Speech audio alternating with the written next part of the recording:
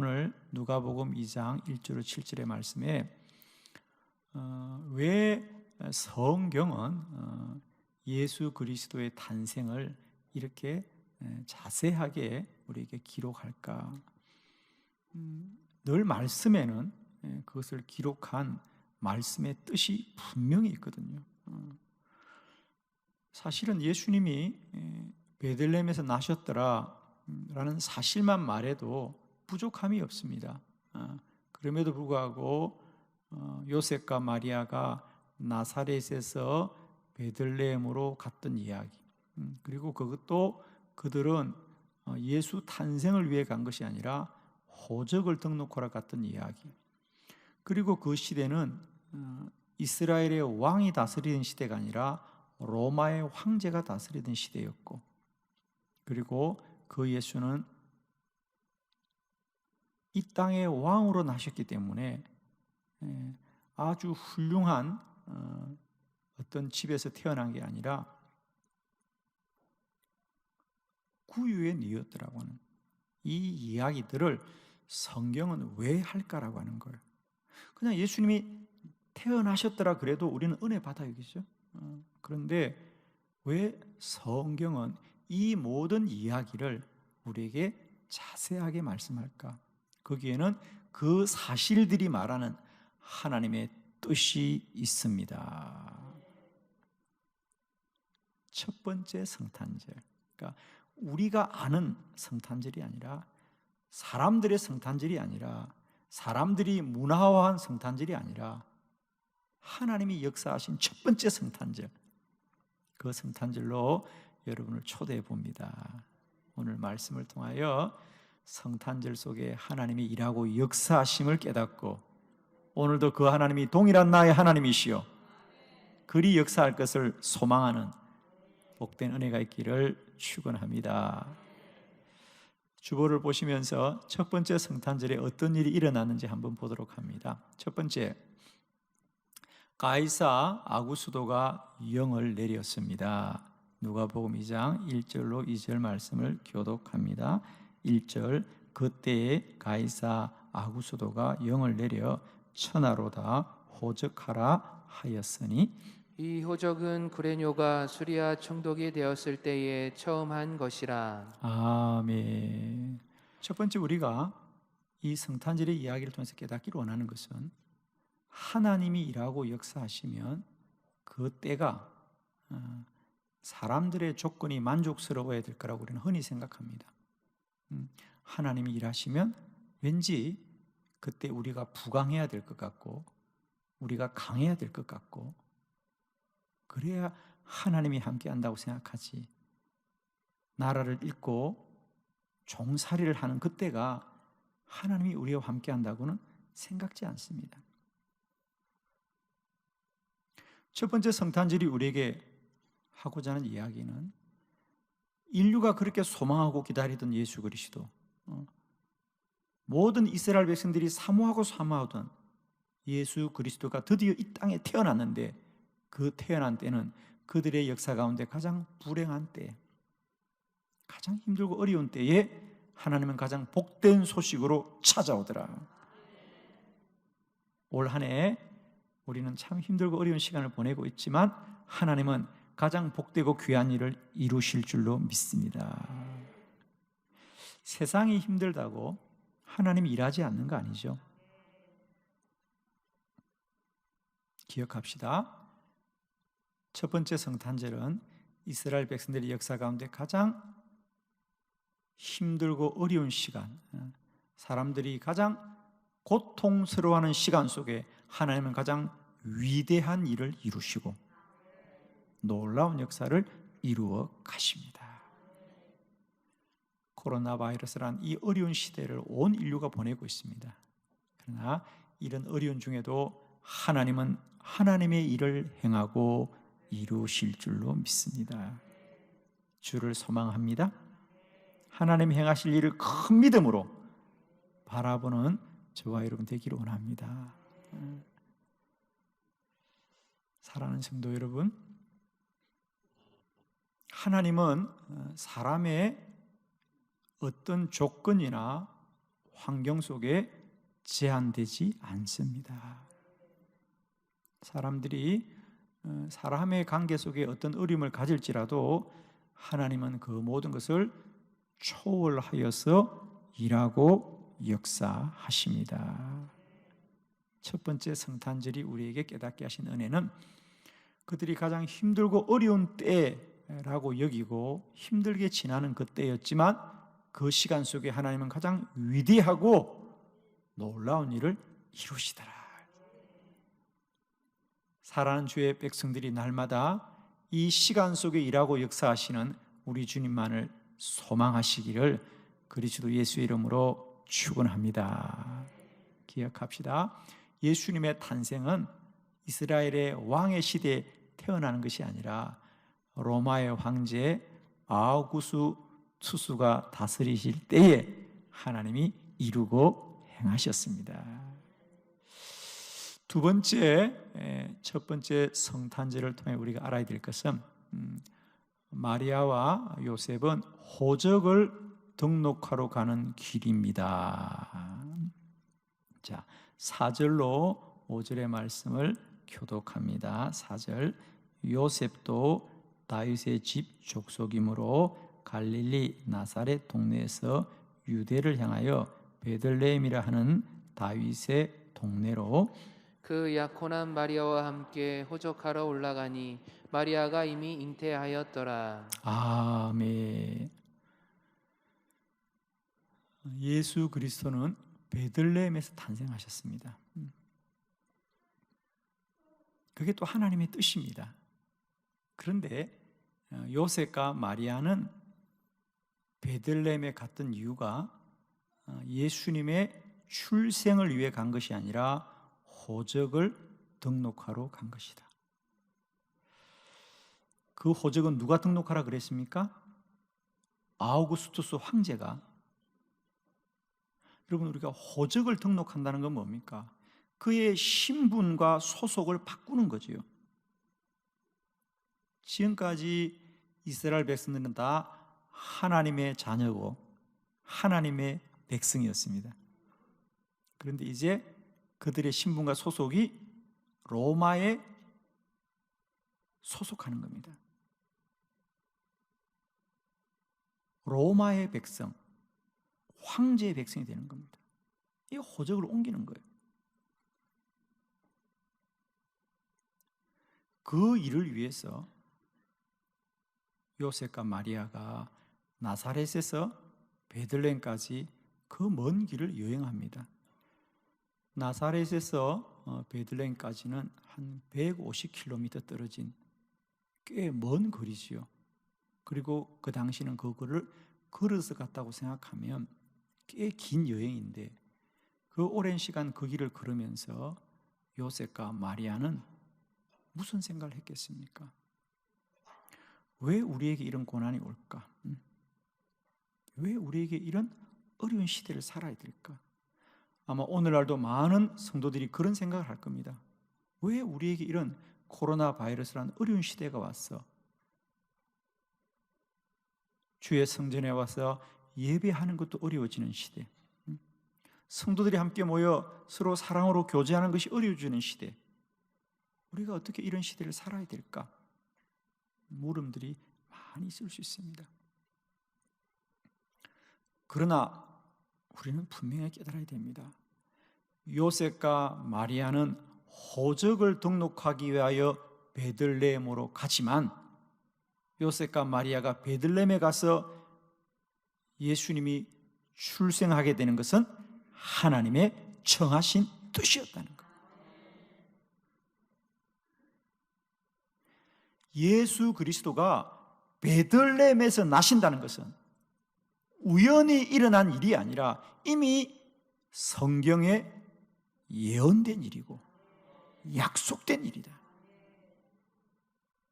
자, 미가서 5장 2절의 말씀을 우리 다 같이 함께 합독해 봅니다. 시작. 베들레헴 에브라다야, 너는 유다 족속 중에 작을지라도 이스라엘을 다스릴 자가 내게서 내게로 나올 것이라. 그의 근본은 상고에 영원히 있느니라. 아멘.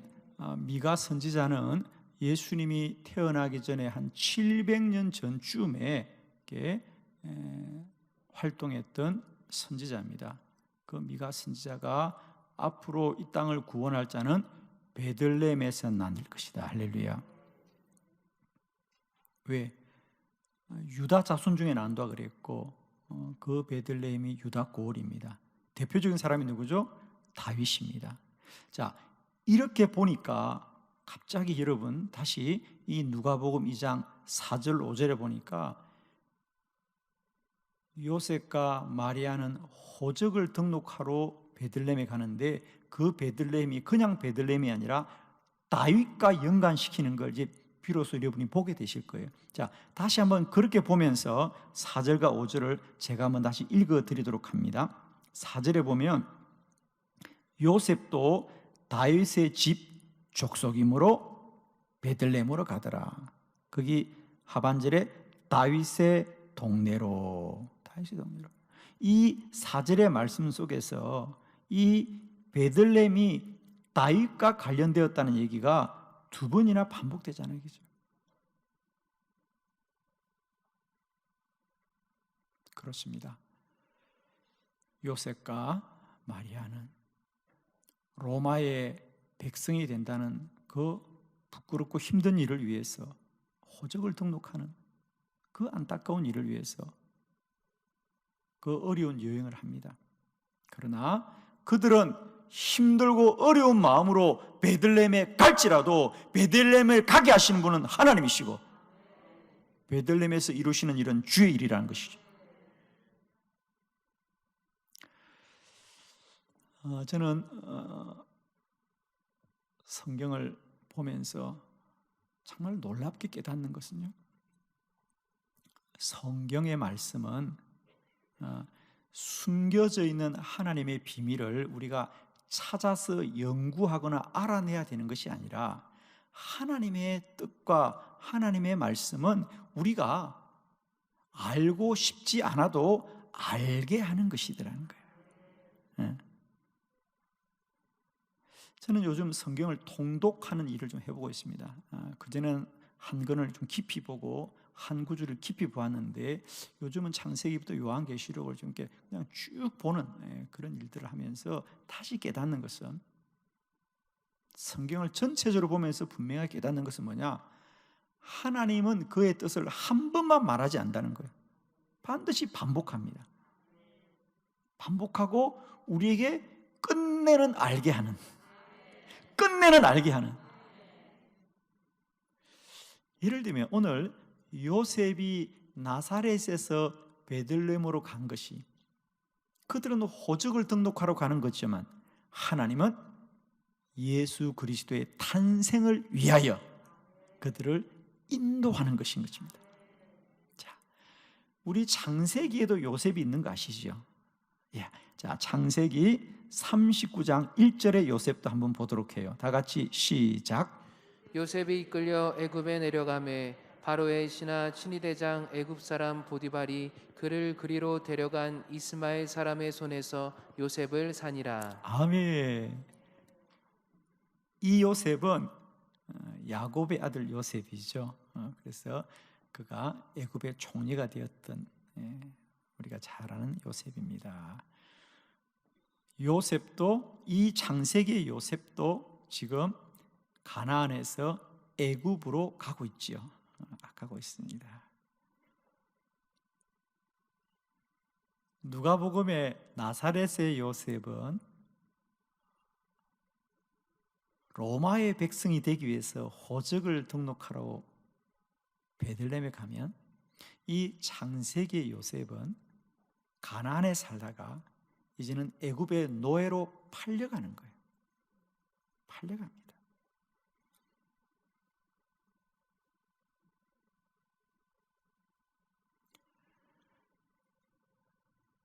요셉이 어떻게 팔려가는지 아시죠? 형들이 죽이려고 하다가 죽일 수 없게 되자 그를 팔아버린 거죠.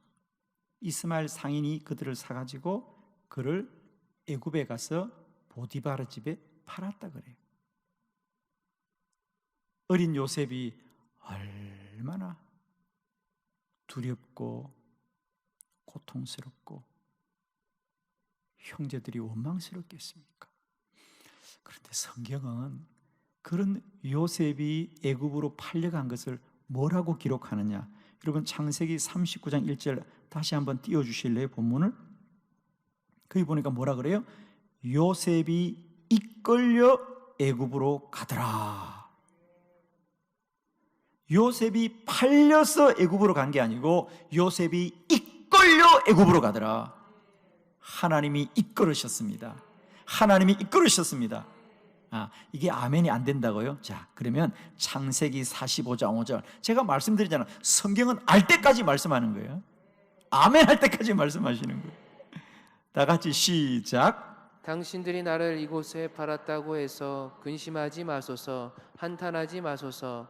하나님이 생명을 구원하시려고 나를 당신들보다 먼저 보내셨나이다. 아멘. 훗날 형제들을 만났을 때 형제들이 요셉에게 얼마나 미안하겠습니까? 그런데 요셉은 나를 애굽으로 보낸 것은 형들이 아니라 하나님이십니다. 당신들은 팔았지만 하나님은 나를 이곳으로 보내셨습니다. 아멘이죠. 요셉과 마리아는 호적을 등록하기 위해 베들레헴으로 갔지만 하나님은 그들을 인도하셨어요. 오늘 우리 인생 여정 속에 때때로 힘겹고 어려운 시간들을 보낼지라도 하나님은 인도하시고 우리를 날마다 주의 선한 뜻 가운데 하나님께서 이끌어 가시는 줄을 믿습니다. 이게 첫 번째 성탄절이 우리에게 말씀하는 바입니다. 사랑하는 성도 여러분, 축복합니다. 2020년 성탄절을 맞이하면서 다시 한번 요셉과 마리아는 호적을 등록하러 가지만 하나님은 그들에게 약속을 이루기 위하여 말씀을 이루기 위하여 그 발걸음을 인도하여 가십니다. 오늘도 우리의 발걸음이 때때로는 많은 원망이 있을 수 있습니다.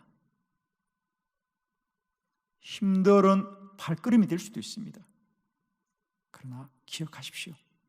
우리의 발걸음 속에도 하나님은 이끌고 인도하시는 하나님이십니다. 세 번째 말씀을 보겠습니다.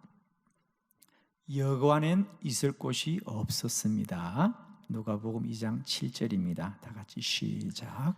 첫 아들을 낳아 강보에 싸서 구유에 뉘었으니 이는 여관에 있는 곳이 없음이로라. 아멘. 그런데 요셉과 마리아가 그 베들레헴에 머무른 동안 마리아가 아이를 낳게 됩니다. 그래서 그 첫 아들을 낳았는데 그들이 여행 중이니까 아마 이제 여관을 찾았겠죠.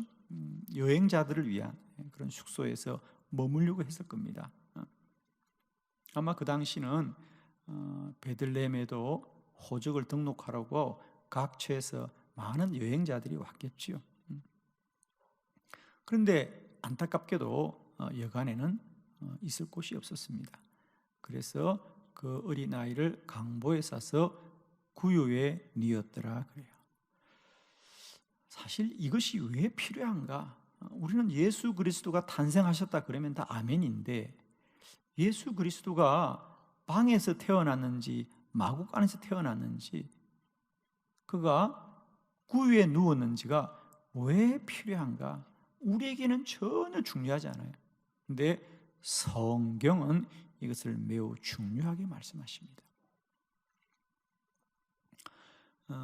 성탄절만 되면 우리는 예수님이 이 구유에서 나신 이야기, 예수님의 마국간의 이야기가 많은 우리 여러 가지 어떤 스토리의 소재가 되죠, 그죠? 그리고 또 이것을 통해서도 우리가 많은 은혜들을 나누고 있습니다.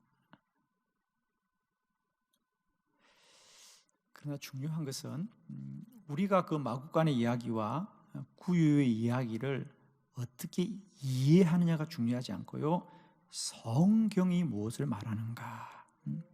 예를 들면 우리가 예수님이 구유에 태어났다는 얘기를 우리도 마치 예수님이 겸손해지셨다거나 또 예수님이 들어갈 방이 없어서 구유에 태어났다. 그래서 왜 사람들이 이웃들을 돌보지 않느냐, 뭐 이런 얘기. 그래서 우리가 좀 이웃을 사랑하자, 뭐 이런 결론으로 가도 결론은 다 좋습니다.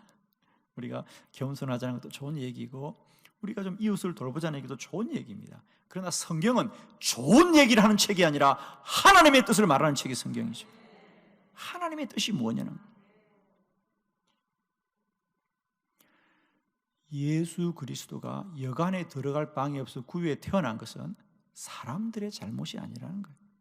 사람들이 방을 내어주지 않았어가 아니고 요셉과 마리아가 부족해서가 아니라 예수 그리스도가 구유에 태어난 것은 하나님의 정하신 일이더라. 왜냐고요? 그건 하나님이 직접 말씀하셨기 때문이죠. 자, 성경을 봐야 돼요. 누가복음 2장 12절 말씀을 함께 봉독합니다. 시작. 너희가 가서 강보에 쌓여 구유에 뉘어 있는 아기를 보리니 이것이 너희에게 표적이니라 하더니. 아멘. 예수님이 태어나자 동방 박사나 또 들판의 목자들이 예수님이 나신 것을 알게 되죠. 하나님의 천사가 알게 합니다. 목자들에게 오늘 베들레헴에서 예수님이 나셨다. 너희는 베들레헴에 가서 경배하여라. 누군지 알겠느냐? 그가 예수인 것을 아는 표적이 뭐다? 구유에 누워 있는 것이다. 아멘이죠? 구유에 있는 것이 표적이다. 구유에 누워 있는 것이 그가 이 땅의 구원자로 온 표적이니라. 아멘. 그러므로 예수님이 구유에 태어난 것은 사람들의 부족함이 아니라 하나님의 뜻이라는 거예요. 우리는 때때로 하나님의 뜻이 이루어진다면 그것이 부족함이 없어야 된다, 모자람이 없어야 된다, 그것이 다 좋은 것이어야 된다고 생각합니다. 아닙니다. 구유를 통하여서도 하나님은 일하십니다, 여러분. 물론 예수님이 구유에 태어난 건 합당한 일이 아니지요. 그가 이 땅에 왕으로 오셨으면 마땅히 그가 환대를 받고 따뜻한 방에서 태어나야 되겠죠. 그러나 그건 사람의 생각입니다. 구유에 뉘어 있는 것을 볼 것이니 그것이 표적이라는 거예요.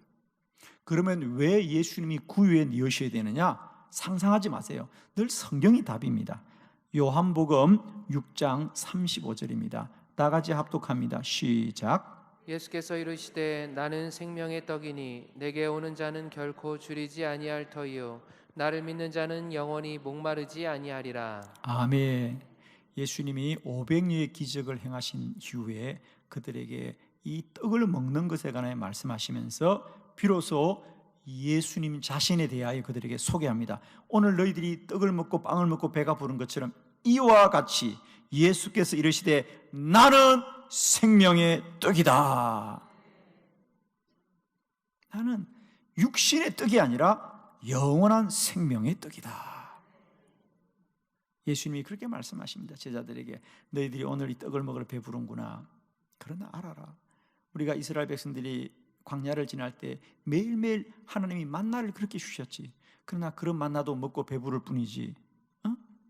그러나 나는 그런 만나와 다르게 너희들에게 하늘로서 내려온 생명의 떡이다. 이 떡은 너희들의 육신을 배부르게 하는 것이 아니라 너희를 영원히 살게 하리라. 구유가 뭐 하는 곳입니까? 짐승의 먹이통입니다. 주님은 그 먹이통에 누우셔서 온 인류의 생명의 떡이 되셨어요. 아멘. 예수 그리스도는 이 땅에 우리의 영생할 구주로 오신 분입니다.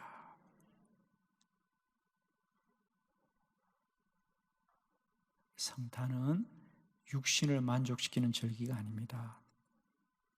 배가 부른 절기가 아니라 우리의 영혼이 영생하는 절기고 우리를 영원히 살게 하는 복된 절기입니다.